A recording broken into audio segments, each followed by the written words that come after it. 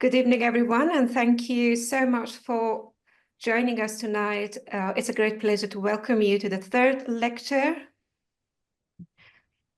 Do you hear me well? Yeah, okay. This is the third lecture of the 2025 talk series of the PMA, or Persian Manuscript Association. You know, PMA is dedicated to the study of manuscripts in the vast Persianate world, which covers the greater Iran and all the regions that historically were influenced by Persian culture or Persian language. We are committed to fostering interdisciplinary research and the discourse in Persian studies, encompassing fields as diverse as history, art, literature, music, architecture, codicology, paleography, philosophy, and the sciences. One of our primary goals is to facilitate access to resources within Iran for researchers and students. And please get in touch, become a member, and let the admins know if you need anything within Iran so we can help you. We are also deeply committed to the early career scholars and graduate students. We encourage everyone to apply for the grants and for the publication prizes that we have, and you can find them on PMA website. We are happy to offer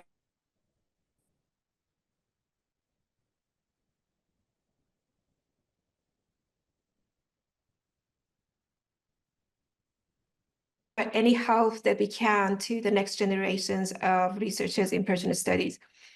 Our next seminar will be taking place on 17 manuscripts of Nasrullah Munshi's Demne. Today, our esteemed speaker, Yasmin Faghihi, will tell us about Digital University Library. She is also editor and chair of the board of directors at FIHRIST, the online union catalog for manuscripts from Islamicate world. She specializes in Islamic codicology, papermaking, and history of collections, and her research is focused on digital humanities and knowledge exchange across the Islamicate lands. We all greatly owe to her because she has all these courses at FIHRIST, and she taught us how to bring all the data, make them available for all the collections across the UK. And this is a great connection for all the people like myself who do the research in manuscripts and the catalogs. So without further ado, please join me welcoming Yasmin Faghihi. Yasmin, the floor is yours, please. Thank you, Shiva, for this kind introduction. I'm very pleased to be here. Thank you for inviting me. I would love to have been able to give this talk in Persian, but then again, I see that we also have an audience from all over the world. So maybe this is the most common language that we have. Okay, so let's get started. I managed to move my slides. Yes. So my talk today is, I better preempt this, more on digital humanities and data on manuscripts than on the manuscripts themselves, because I think the majority of you are probably greater experts than me in the topic and have more in-depth specialized knowledge. So forgive me if I'm not going to talk too much in detail about the collections in Cambridge, but I'm happy to answer questions as you go along in Persian or in English, of course. And my focus today is really about this journey that I had myself as being the curator or the keeper of the manuscript collections at Cambridge University Library, together with the keeper of the modern collections, and how the strive for really involving research or getting more research involvement into the collections and making the collections available and accessible panned out, and how I ended up really in digital humanities in some way or the other. So to make a start, Cambridge has quite a large collection of Persian manuscripts. It's not the only collection in the UK. It is one of many. It is the third largest collection after the British Library and the Bodleian Library in Oxford. We estimate we have around 1,700 manuscripts which are in Persian, but as you know, there are also a lot of manuscripts which are in Persian, Arabic, and Turkish, and they're fragments, and sometimes it's a bit difficult to really work out how many they are. But in any case, the collection started in 1632. We've just had an exhibition in the library called Endless Stories, which talked about the very first collection of manuscripts from the East that came to Cambridge, which were manuscripts in Arabic, Persian, Turkish, some in Syriac, other languages like Javanese, quite a few in Jawi, which is Indonesian and Arabic script. And some research has been done on this by Majid Daneshgar, who has published his book and his theory about the spread of Islam in the Far East, which has a very strong connection to the Persian tradition. So this very first collection was the Arpenius collection that came from Leiden in the Netherlands. And from then on, the collection really amassed and accumulated until the late 20th century, early 21st century. At the moment, we are not so much in a position to buy new manuscripts or even accept donations for reasons of provenance, due diligence, and all of that. So the focus really is on making these manuscripts in the collection available and see to what extent we can find a path into fostering research around them. So as you will know, collections in this country and perhaps in many European countries are named by their collectors rather than by the content of their collection, which can sometimes be confusing and requires a bit more insight. But I have taken that path as well and just give you a brief overview of what Cambridge has in very kind of rough with very rough edges.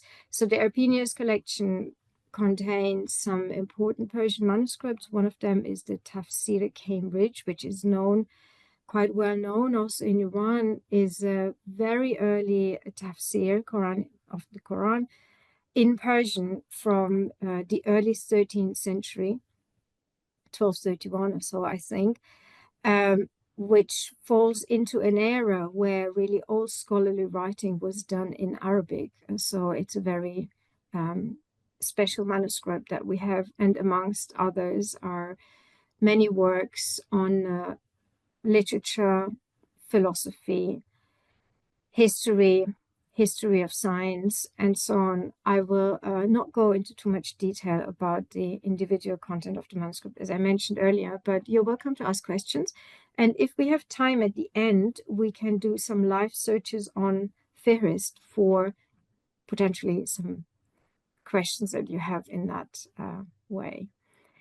So one of the very important collections, and that I will also point to that collection a bit more in this talk, is the collection of E.G. Browne. And E.G. Browne did not only catalogue the entire collection of manuscripts in Arabic script in Cambridge in the late 20th century, late 19th century. So his first catalogue of Persian manuscripts was published in 1896, I think, and then he went on cataloging all the other Arabic and Persian manuscripts and published 3 catalogues or hand lists, as he calls them, until just not so long before his passing. And he also had an incredible collection himself. He collected manuscripts himself which he bought mainly in London from various collectors here, or got gifts of them. And those manuscripts he described in great detail.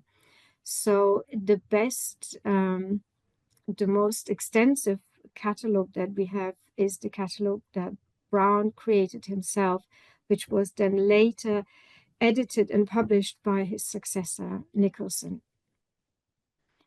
There are 3 other collections in Cambridge. One of them is perhaps best known as the Poet Collection, and I think Shiva talked about this in an earlier session here. It's a collection that came from India and that was divided between King's College and Eton College, and is on permanent loan now in the Cambridge University Library. There is another collection of a college, the Corpus Christi College in Cambridge, which is also mainly Persian, around 300 manuscripts. And the library has 3 prime manuscripts from the Royal Asiatic Society, which are probably their most precious manuscripts. And they are on permanent loan here. And the last ones are also digitized and can be seen online. So just a few samples. We have some medical material here, a very well-known picture and a sample of Ator and so on. And of course, there are other collections in the UK. Those of you who have seen FIHRIST will have seen this page before. The UK is really full of manuscripts from the Middle East. Sorry, we don't have your file sharing. It's stopped. Oh, maybe it is just me, but I cannot see anything. I can just see yourself, which is beautiful. Okay, so let me stop sharing and I'll try again. Okay.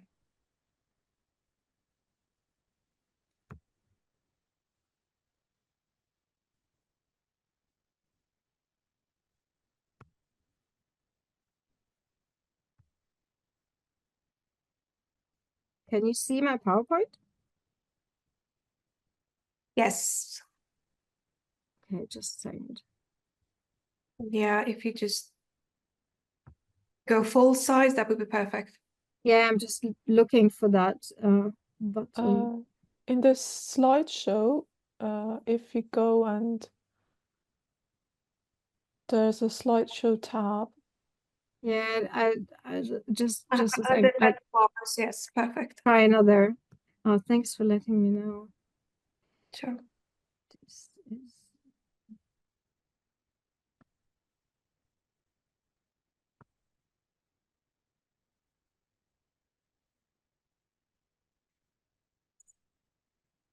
It's technical problems when you right at the top, a slideshow, that would be the thing. Go to the left a little bit. Yes. Oh, yes. Sorry, I was looking at the wrong place. That's lovely. Thank you. Can you see it? Yes. Thank you. Okay, great. Okay, yeah. Yeah, and everyone, if you have a question in between, feel free to interrupt me. It's fine. Okay, so yeah, here now, this is a sample of what collections that we have already included and we have already worked with to some extent. But even within these collections that you see here, there will be plenty of manuscripts which are not yet accessible in that way. So it is basically we are working, it's a constant work in progress. And there are some significant collections still in the UK, like the Westminster collection and other also private collections, which we are still trying to kind of find out about and convince people to share their content with us. Now, everything starts with access, and access is usually the first step into any research. What we understand under facilitating access is normally creating catalogues. And until very recently, catalogues were done by academics who had research, who had knowledge on the texts and some codicology, and depending on their specialization. But it was normally work that was done by academics rather than by librarians. So creating manuscript catalogues was a piece of research that ended up in a monograph, in a publication, as we all know. And this is actually still ongoing.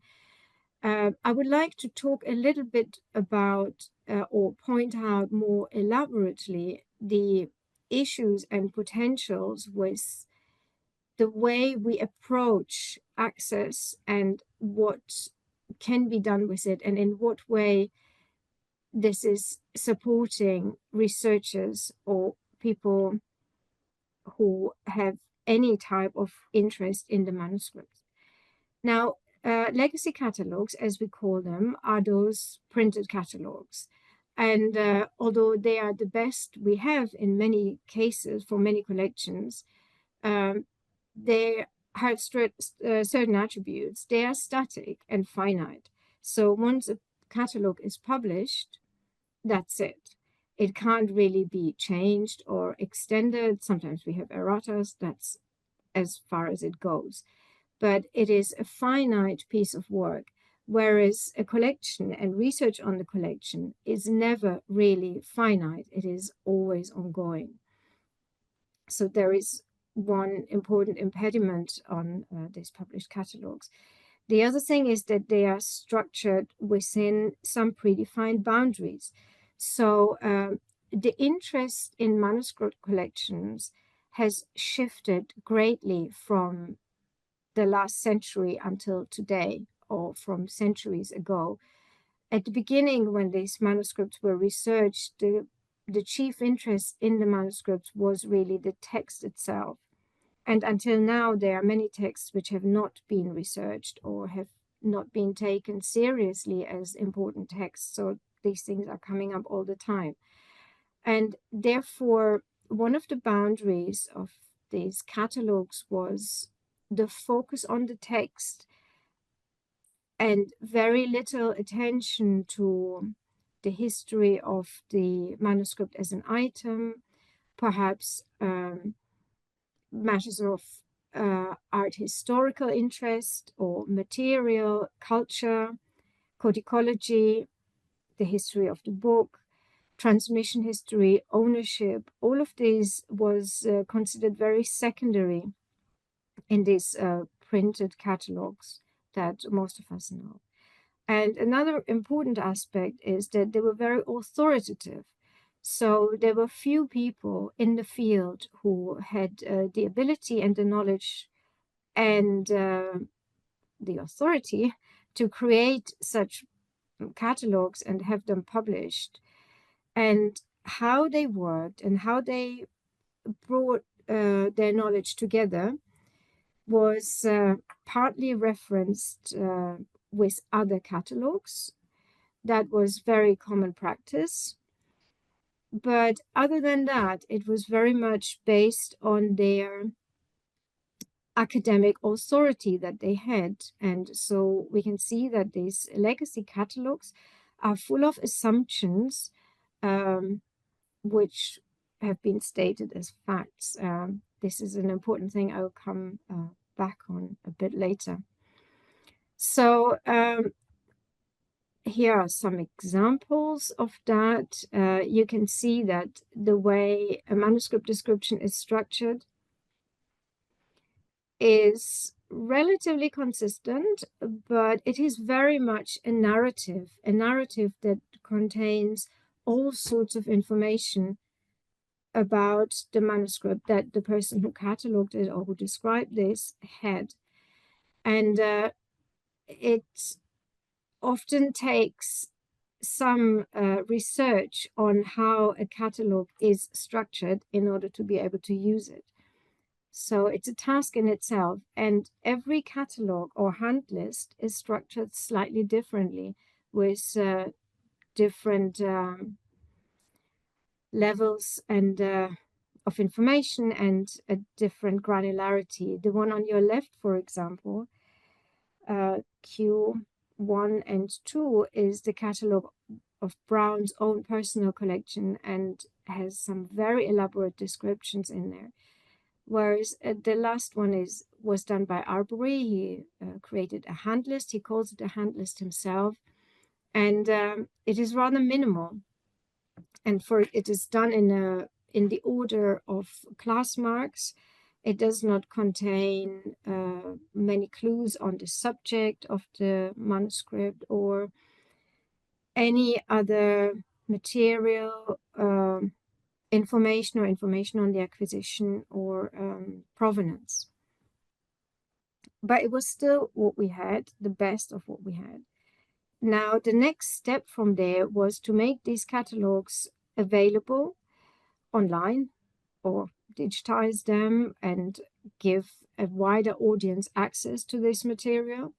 Now, they remain to be static and finite. They were still structured within predefined boundaries and still authoritative, but they were now more accessible.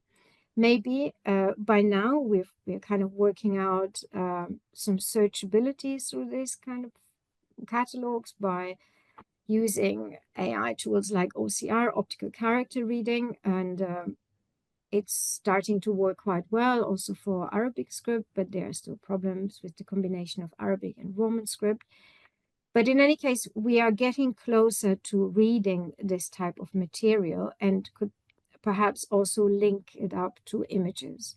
However, this is still a relatively limited access that we are getting, and where we have progressed a bit more was by looking at the collections and at the manuscript and their content and what they have to offer in terms of sources for research from a slightly different angle.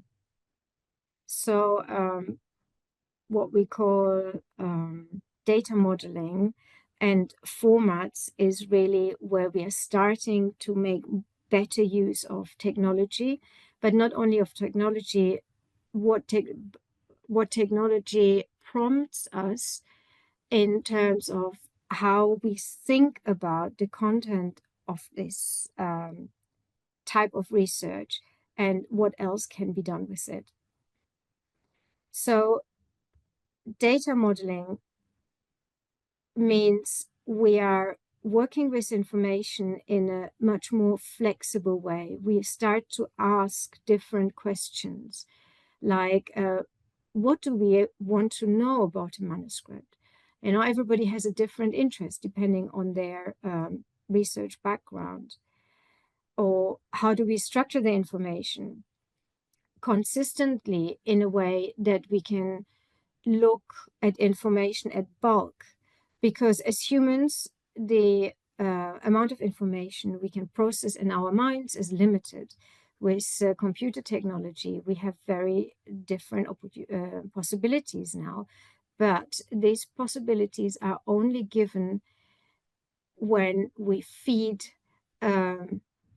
information into a machine or use technology to process information based on what information we are interested in and how we create that base in the first place based on the research questions we have and research questions that may emerge from what we already know. So can we, for example, resemble a kind of workshop division in the way we create and use this data? Can we give a portion of data creation to an art historian, another portion to a conservator, and another again to someone who is, or to a group of people who are very well versed in the content, in the academic content of the manuscript, like be it literature or sciences also. This, of course, will result in a very different quality of information that the end user will be presented with. And how do we structure the unstructured? As we saw, manuscript catalogues are full of narratives. They all contain little stories. Basically, everything that became known about the manuscript is written in a paragraph or several paragraphs. in ways that are not very easily manageable by computers. Computers work with language, so many of you will have heard of AI, which works with large language models, which really is able to interpret language and extract, analytically extract new information from that, or summarize it, or order it. But this is a very, it can still be very dangerous grounds when it comes to manuscript catalogues, because manuscript catalogues contain data that should be created in a way that it works at scale. So if manuscript data is structured in a way that can be applied to thousands of manuscript descriptions, for example, it's only then where we can derive new information that is beyond our own human mental capacity. Therefore, the way we structure this information is important in order to use computational power. And also to create a structure where something that we don't yet know can be used in the same way. Because, as we know, there is always something new to discover every time we look at a new collection or a manuscript that even other people have researched. So a little bit of talking about these data formats, and this is really the core of what I want to get to, is what we use to create manuscript descriptions is a standard called text encoding, which uses XML language.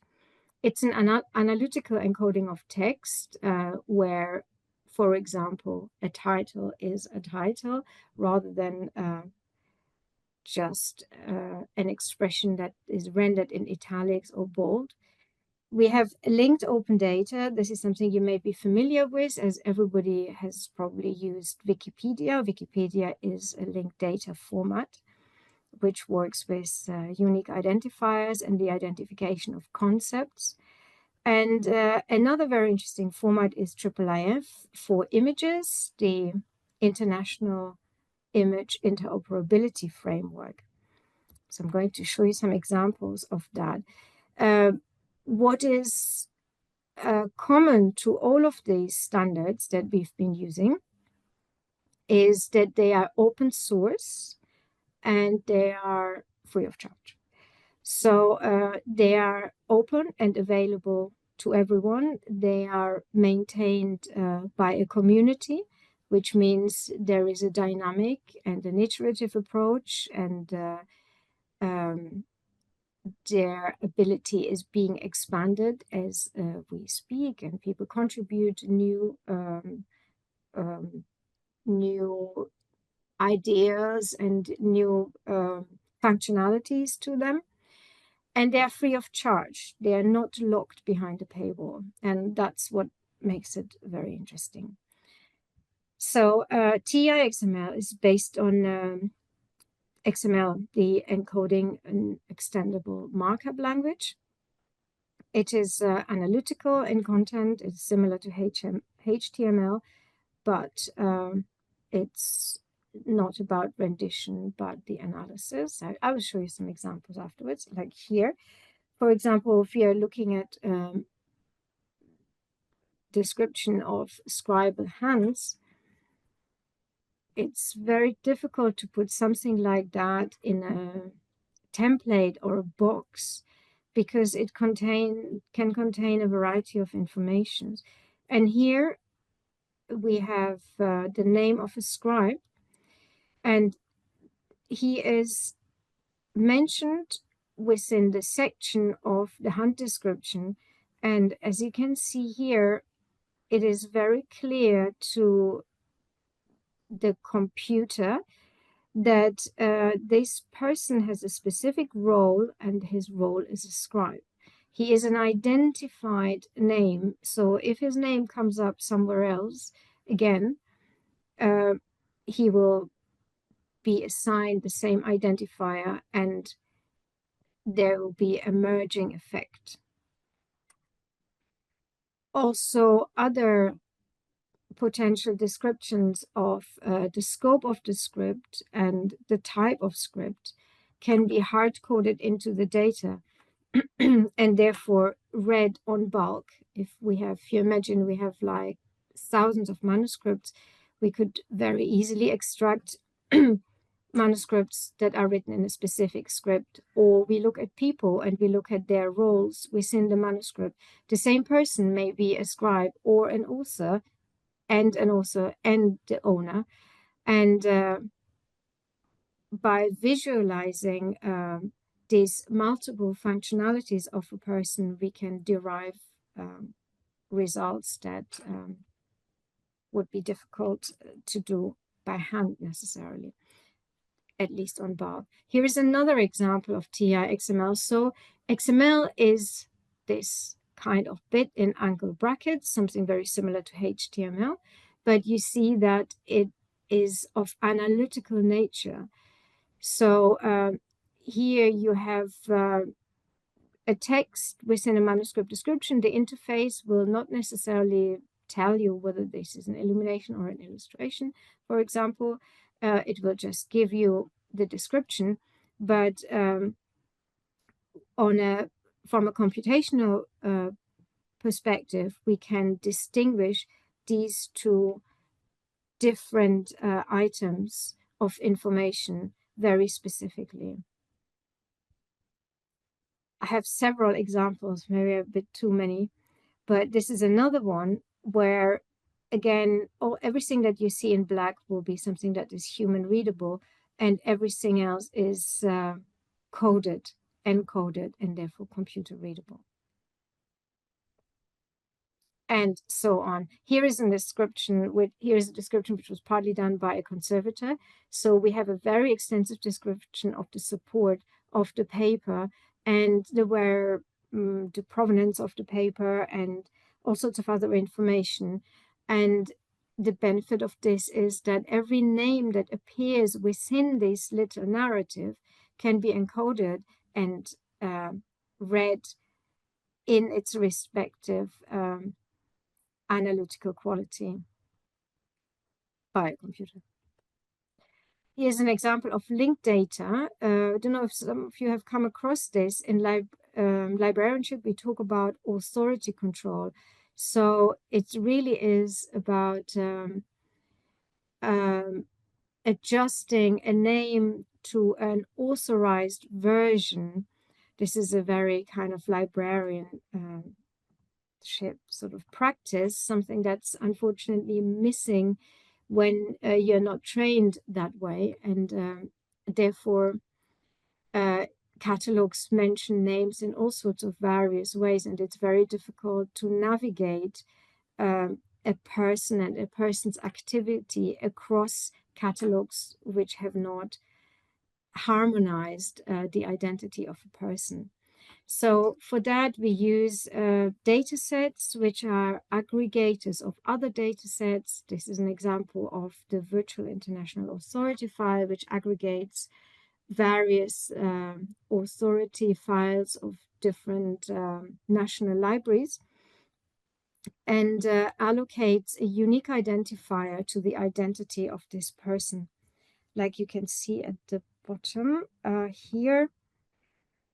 And by using this unique identifier, we benefit from linking up the information. And therefore, we talk about linked data. The IIIF, just a brief example of the International Image Interoperability Framework. It's a framework for processing images with some metadata.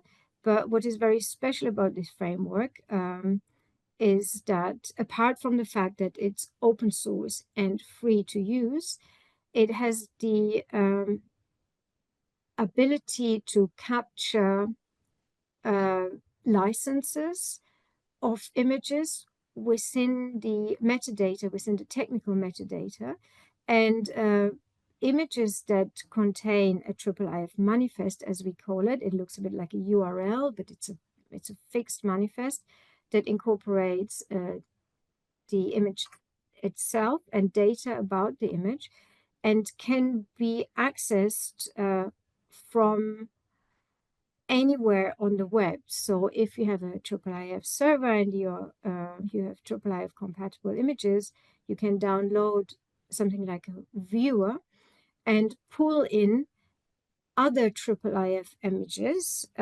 from all over the internet.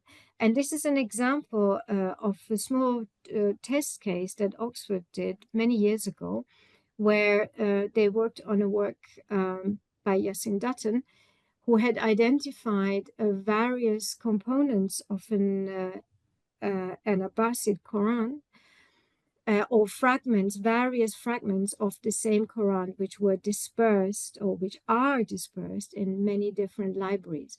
And I think about 4 of these libraries had IIIF images, so they had IIIF compatible images, and they could be brought together, and this mushaf could be reassembled digitally within a viewer.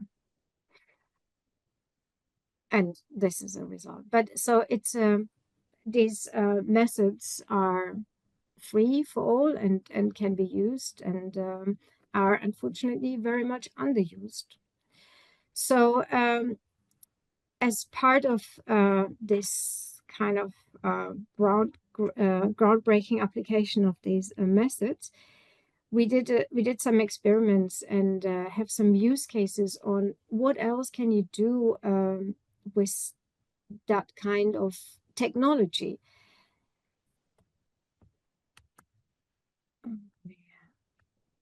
So first of all, we created FIHRIST. FIHRIST was created in order to facilitate access. That was the first aim. And we also have in Cambridge the digital library, the Cambridge Digital Library, which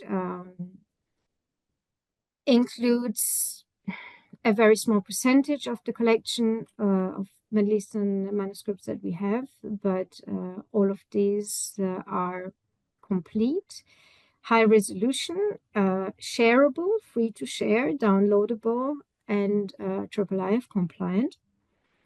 And the descriptive metadata that is contained in this digital library is compatible with the descriptive metadata in FIHRIST. This is very important for building large data sets beyond the framework of data sets which are potentially owned by institutions.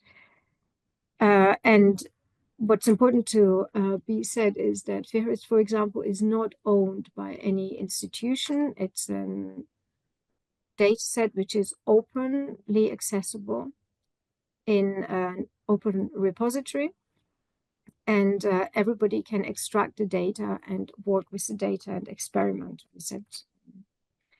So we thought we have created a tool, a platform for access, but all this work, all this encoding, all this trying to establish useful data models just for access, it could be done much easier. There must be more to it.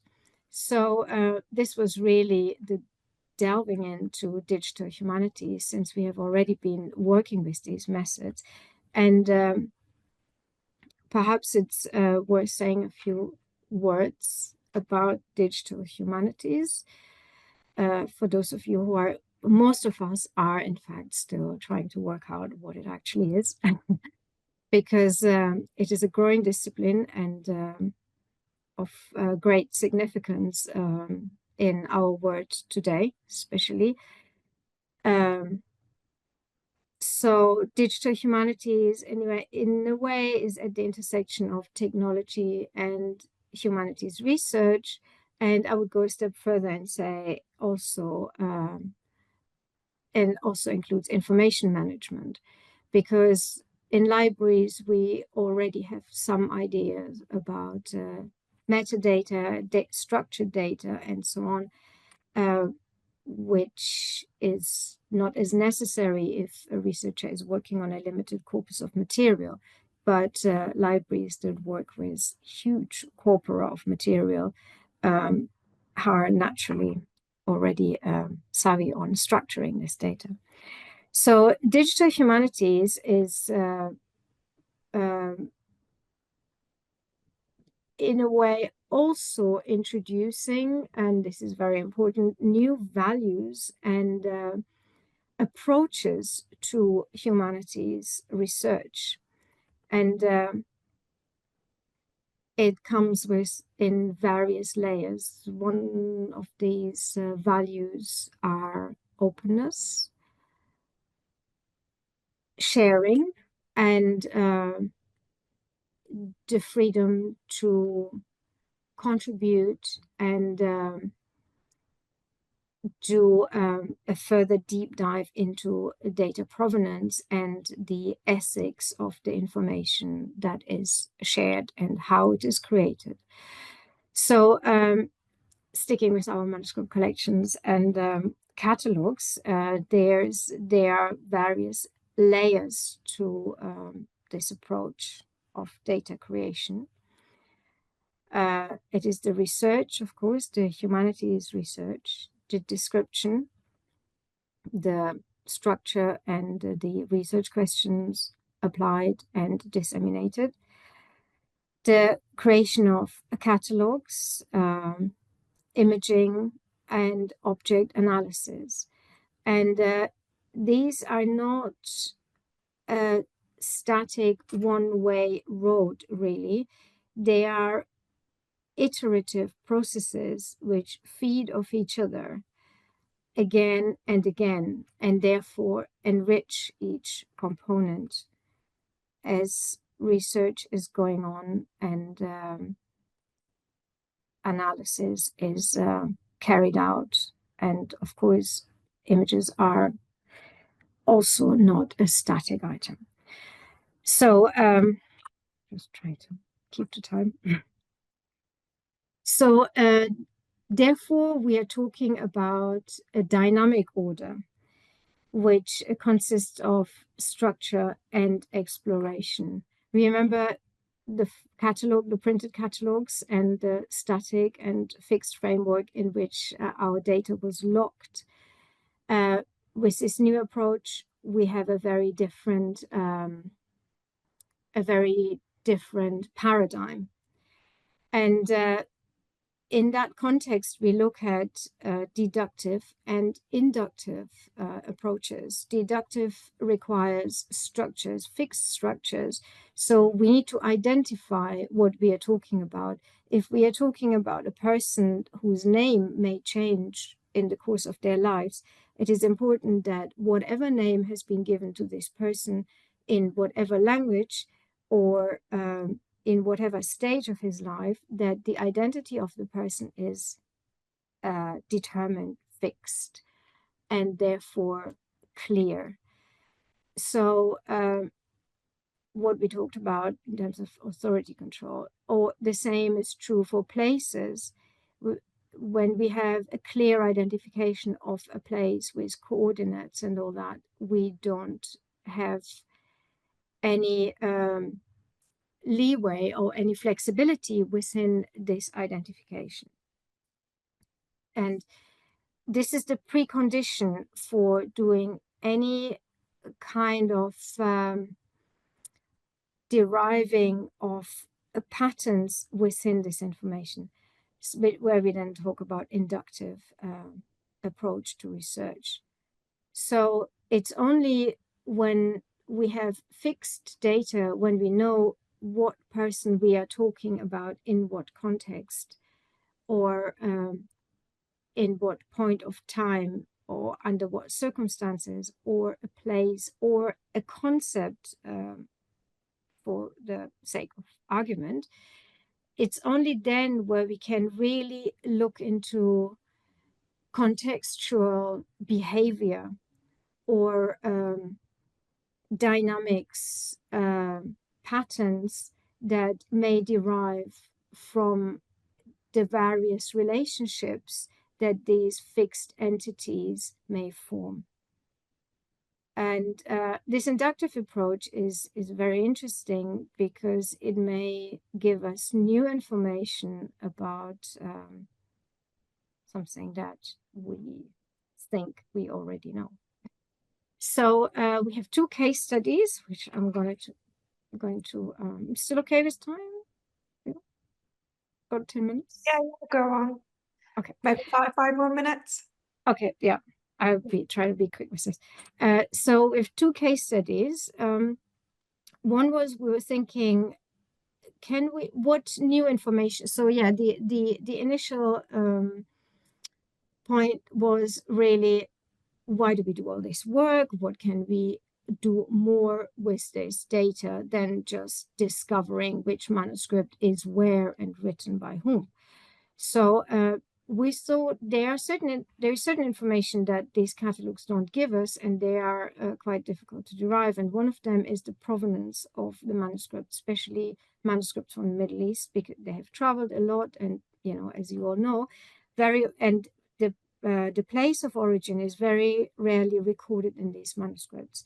So we thought, can we use the information that we already have and see whether we can derive new information from this?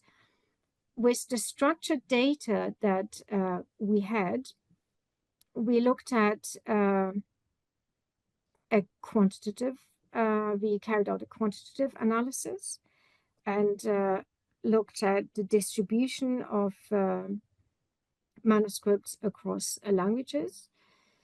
But more importantly, we thought we should look at we should look at ways of clustering the information in a way that gives us new information.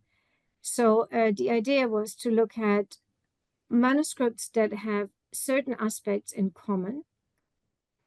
Physical, we decided to go for physical descriptions. So manuscripts that have certain physical features in common, can we cluster them by their commonalities and look at where their missing information could be compensated? So we selected certain features of their physicality, like the material the manuscript is written on, the type of script, number of lines, and so on. We looked at an initial quantitative analysis, which I've already shown you, and we went back and looked at something like this. So we took a subset of the manuscript descriptions in FIHRIST, a subset which contained the type of information that we were looking for. In this case, it was the material, the type of script, the language was Persian, whether they were decorated or not, their orientations, which were all in a kind of landscape format, and the number of lines and the size. So all of these manuscripts had these descriptions in common, and some of them had a place of origin. Now, the question was, can we derive new information in the way that all those other manuscripts where we didn't have a place of origin would also be created in India, for example? But what it really gave us was that we started asking more questions of the data itself. And it became clear that the descriptions that are in these legacy catalogs are strictly not sufficient. For example, if we had more information on the script, more detailed information on the script, whether it was Indian or Persian, or more detailed information on the material, the outcome of this clustering and the results would be different. Another part of this experiment was, can we feed the information that we derive, the hypothetical information that we derive from this clustering exercise, back into the data? And here is an example where you can see on provenance of this information was based on the clustering exercise, was coded back into the information. So in a very clear way, so that the provenance of the information is transparent.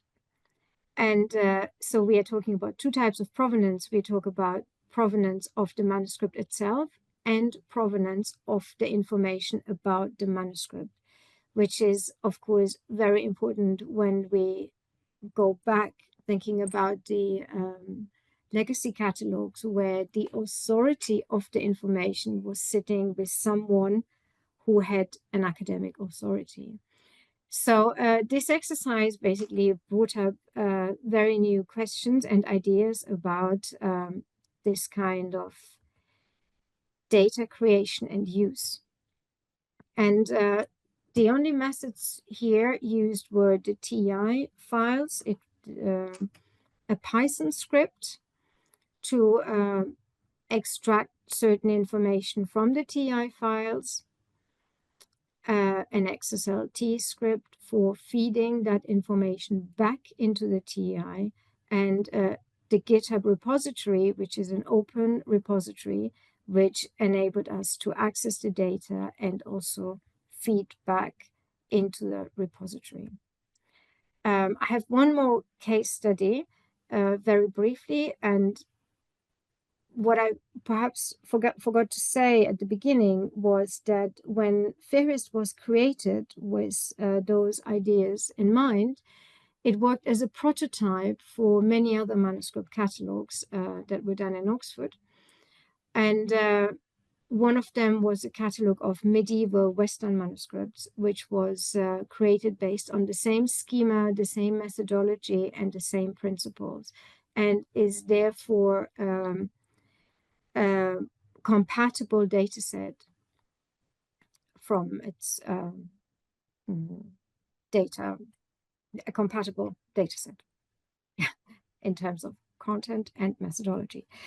So we thought, can we look across these two data sets and look at a network of co-occurring authors within the same manuscript. So as you know, a lot of manuscripts have various texts in them and therefore various authors. So we ran that analysis and came up with a visualization like this. This is quite old, and I think if we do it again with more granular data, it probably looks a little bit different. But it was a very confirmative result, really. It didn't tell us that much new information, but it was confirming what we already know in some ways. But what was really interesting is that it worked. So we can run analysis across data sets that contain manuscript descriptions of very different traditions, cultures, and languages, and still come to some compelling results. And this is really what I would like to finish off with, that the methods and approaches that we take allow us to cross boundaries, philological boundaries, cultural boundaries, political boundaries, and geographical boundaries, and potentially work in a very different space and come up with results which are potentially more truthful and less reliant on traditional paradigms with regards to culture and knowledge in general. And therefore, in future, it is important that we create free and open data sets in collaborative ways, but also in order to foster collaboration and engage with the data rather than simply consuming it. Thank you very much for listening. And I'm looking forward to your questions. Thank you so much, Yasmin John. That was great. We benefited from all these descriptions from the university library collections that you beautifully told us about, from FIHRIST, how it was created and how it has helped and continues to help researchers. It's amazing. It's so fascinating. When I was working at the on the Poet collection of Islamic manuscripts, how we could use this via of IDs to identify scribes, manuscript owners, authors, and all these data, and recreate a library that existed something like 250 years ago, and understand what was going on, what is the provenance of these manuscripts. And it's so fascinating how it has revolutionized research and what we can access today. It's magnificent. Thank you so much. It was amazing. I think we can take questions in Persian or in English. This is the benefit of having a bilingual speaker. Ali Langrudi is asking, can clustering categorize manuscripts based on their paleographic features? Yes, absolutely.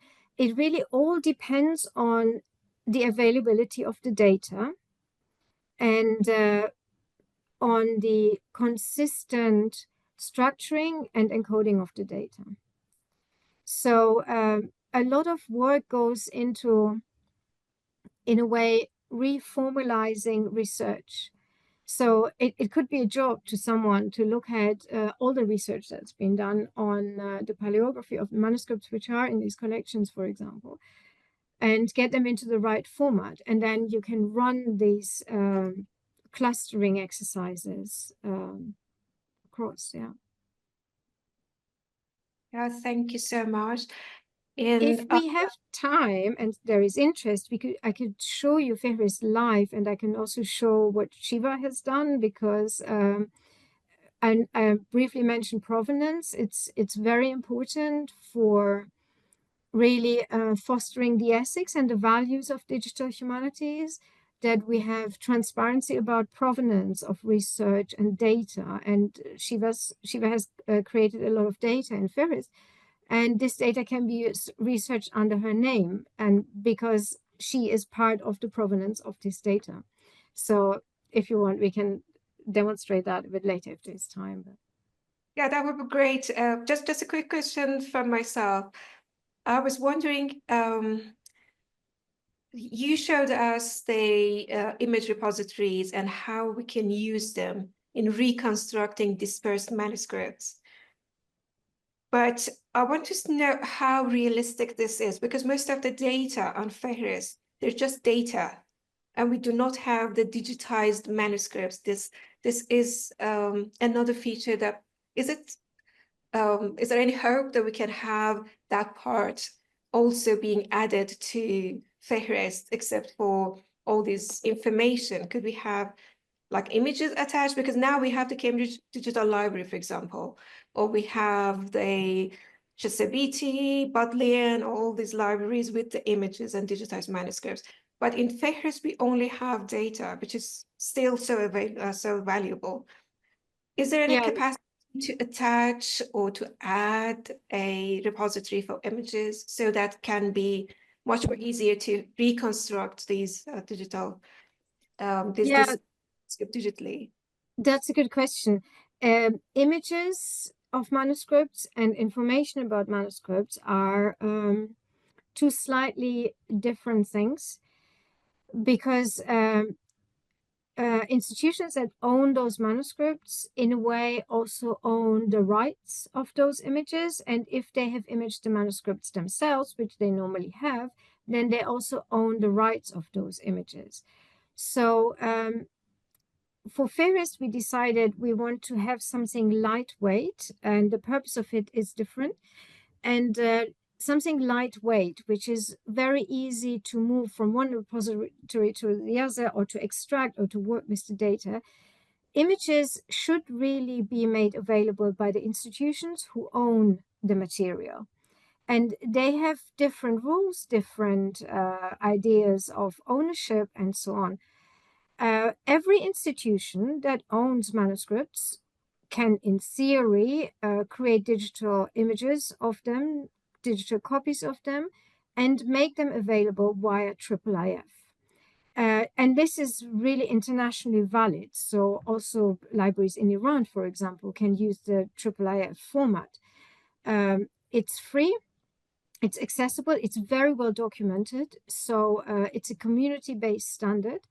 And once this image is available online with the right licensing, it can be used by anyone in any kind of configuration.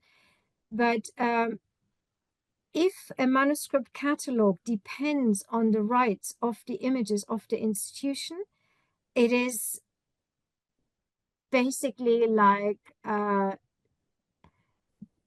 driving a car with lots of stones attached to it. It's not the best approach for developing a data set. It's not realistic enough. And creating images in, at least for example, in places like Cambridge or the UK in general, is extremely expensive, and they are not, libraries don't have a policy of digitizing their collections naturally, so there are very convoluted ways of getting to these images. And I don't think that a data set that contains description of manuscripts should be held up by these issues. That's why there was a deliberate decision to divide the metadata and description of the manuscript from the images. But we can link, and we can work with these two formats in conjunction, but they don't depend on each other. Well, FIHRIST doesn't depend on the images, but the images depend on the metadata. Yeah, thank you so much. I know these copyright rules are always cumbersome. If you could quickly show us a little bit live FIHRIST data. I mean, we do not have that much time, but it would be great if you do that. Thank you. Yeah, of course.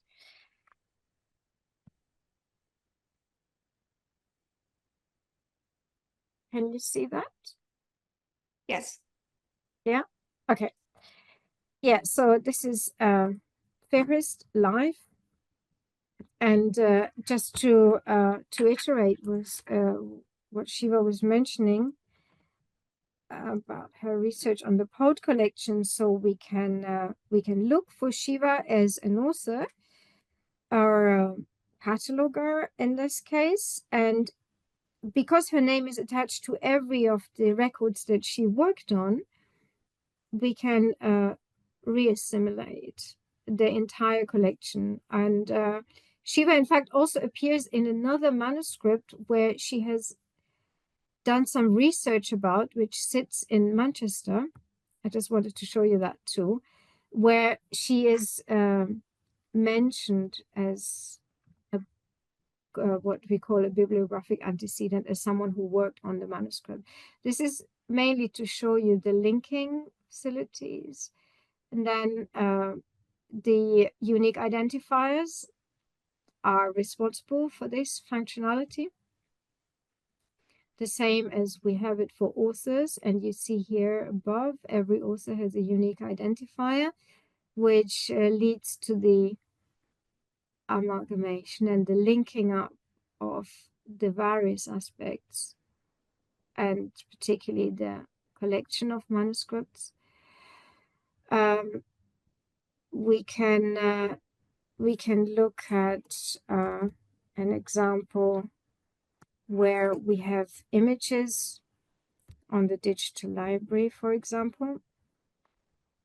This is a fragment of the Quran which has been digitized, Cambridge Digital Library, and where you can look at the entire manuscript in detail. You see here the IIIF manifest, and you can download the image, and you can download the image and can download the metadata. And the moment you download the image, the license for the image is already integrated in the image, so it allows you to work with it for academic research. You have a list of works which is a little bit messy still, but let's say, and every work also will have conceptually every work will have a unique identifier, which this wasn't a very good example, but yeah, I mean, some of them only have one copy, and there is a lot of work that goes into tidying up the data, and a lot of unidentified data and descriptions, of course. But here you see that the various people who have worked on this manuscript, for example, or have in some ways a relationship, are mentioned with regards to their relationship to this manuscript. There are possibilities through IIIF, and this just to perhaps answer another component of your question, Shiva, where just a portion of the image can be directly attached to FIHRIST. That is easier to do. And I don't have a good example, but Jake in Manchester has done that, where with IIIF you can identify a certain portion of the image, for example, a seal, which then gets its own manifest, which is its own URL, its own space on the web, and that URL could be brought in and it can immediately display the image. So that is relatively easy to do. But to bring in the image of the entire manuscript into something like that is quite difficult. But with IIIF, there are more possibilities which can still be explored. So Yeah, I here, think this is really extremely helpful. yeah, but you know, all of this depends on the research that's been done and the way the research is structured, encoded, put into the right format, and in a way done collaboratively, really. So collaborating on this kind of research projects and bringing in that digital humanities component will add this incredible value to the rest of the research community. And this is, in a way, the idea that we are trying to promote and advocate. Thank you so much. I think we have just one last question. Ali is asking, will related secondary literature about each manuscript be actualized and added to FIHRIST? Yes, now FIHRIST is a collaborative project. There is no funding as such. So every institution is responsible for their own data and for bringing in their own research projects, and hopefully consulting with us to create consistent data and data that can be processed further and worked with. One other reason for bringing in the provenance of the data, apart from giving credits to the researcher, is also allocating responsibility, of course. So yes, if there is if there are any attempts or any efforts to add this data, then we are happy to support the data creation side of it. But it all stands and falls with, it doesn't fall, it will be stable, with the research that's being put into it. So it's a really, truly collaborative work without any hierarchical authoritative structures. Yeah, this is one of the best things about FIHRIST, I think, because no one can do all the work, and it's always a collaborative work. You always find new things. Any researcher who has access to the data, they do, you know, some research on the text, on the images, and they can add the data into this already present data and make it richer. Thank you so much. That was great. Thank you for telling us all about FIHRIST and how to do this encoding, programming, adding data to this magnificent data set. And I think you can probably share your email. So if anyone has any questions, that would be great to be in touch directly. You are the expert of this field, and we can all benefit. Just put it in a chat, please. Yeah. Okay. Yeah, perhaps one other thing, I don't know if someone may want to know that, but someone may be interested to know, where is the data kept and managed? Is that because that is something that I didn't kind of talk about too much, but normally data is locked into systems in libraries or repositories. And I talked a lot about the open repositories. So if you want, I could give you a quick demo of where that is. If you're interested, then we would have covered that at least. Yeah. Yes, it can be just in 1 minute because the Zoom time is a little bit limited. Oh, yes. Well, anyway, it doesn't matter. I don't need to show you. The data is called in a repository called GitHub, and on the About page of FIHRIST, you can get to it. And it's an open source repository that is mainly used by developers, but everyone can use it. And yeah, if you have any further questions, you can contact me. Thank you so much for having me. It was a pleasure. It was amazing, and thank you for everyone for joining us. Please join us on 17th of April for a beautiful talk by Theo Beers, which will be on the Catalogue manuscript. Have a good evening and bye.